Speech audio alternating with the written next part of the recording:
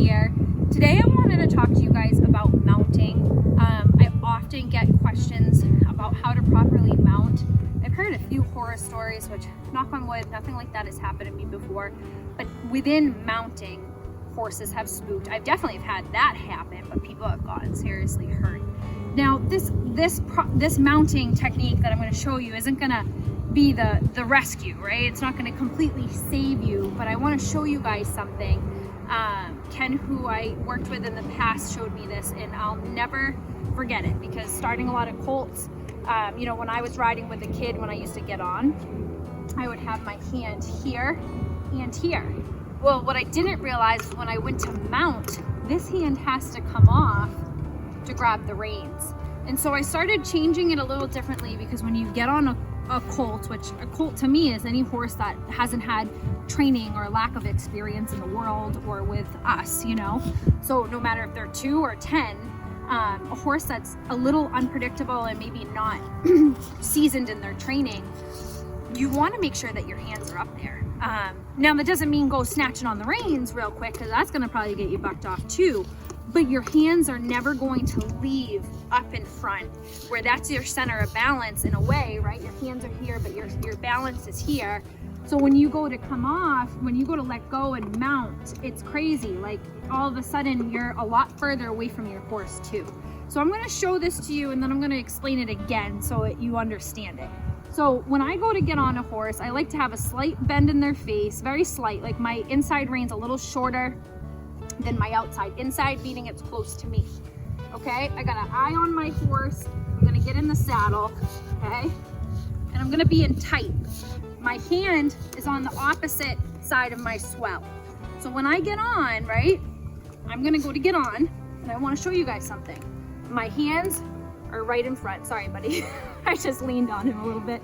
He's like, whoa, back up. So my hand is right in front, right? My hands are right here. My hand was in my reins, and my hand was on the side of my swell. So when I swung a leg over, my hands never left, right? And he's been having this little lazy, when I go to film on him, he likes to kind of act like he's bored and kind of pull on the reins, and we've been working on that a little bit. But when I go to get in, I can fix that, and I can say, hey, you know, we're not doing that, right? Make him back up, get off that pressure there, and make him stand quietly. So again, when I go to get off, right, I'm gonna get off, and my hands are together, and I'm nice and straight with my horse. Okay, so I'm gonna do that one more time for you all.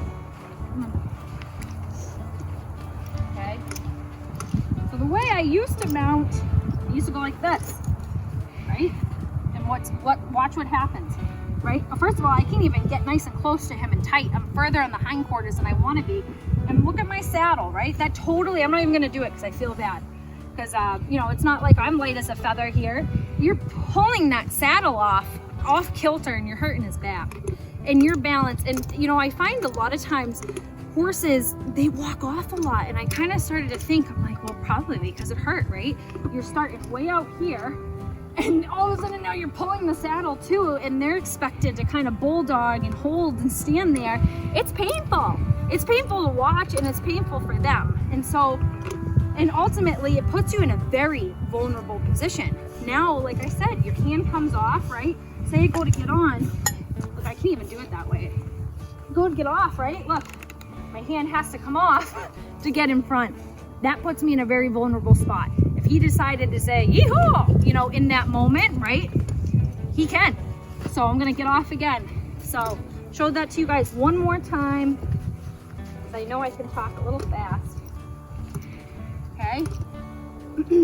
Hold my saddle off kilt like that, right? I got him slightly bent to the inside. Gonna get my stirrup, watch my horse right here, right? Nice and close. See how close I am? Right over, and never left, okay? So try that, and even when you dismount, stay nice and close. My leg is close, all the way down, slip right down. It's balanced, you're square, and you're supporting him. He's more comfortable, I'm more comfortable, and if or when he decided to hurry up and move forward, it gives me time to just say, hey, no, bend his nose, make him disengage those hindquarters, slow him down. But when that hand is in the air and he decides to accelerate, Now you're one-handed, and I can guarantee you your hands can go way up, and now your balance is way off, and your butt's out of the saddle. So it's just a recipe for disaster. And it might have been something so small that if you were more balanced, more square, you'd be able to recover a lot quicker. And say that horse could be doing the walking off just because of you getting on unbalanced like that and pulling on his spine. So try that, you guys. I don't think that anyone's hurting their horses by any means. Sometimes this might not work for you. Maybe it's easier using a mounting block. You could do the same thing on a mounting block, right?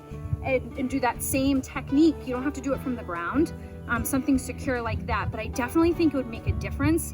I bet some of those horses that are walking off, as getting after them about the walking off, but then kind of squaring up your position to mount would be a lot helpful, more helpful for them, more comfortable for them at the end of the day. So I know that it definitely has helped me. Like I said, I feel so much more secure. It took me a while to get used to it, but no turning back. I don't think I could get on another way. So try it. If you guys have questions about that, or if you want to see it on a mounting block, it's the same exact thing. Just make sure you always have a hold of your reins before you start putting your foot in the stirrup. And that way you're reading your horse, seeing how they're acting before you even swing a leg on them. So I hope that helps, and I'll talk to you guys soon.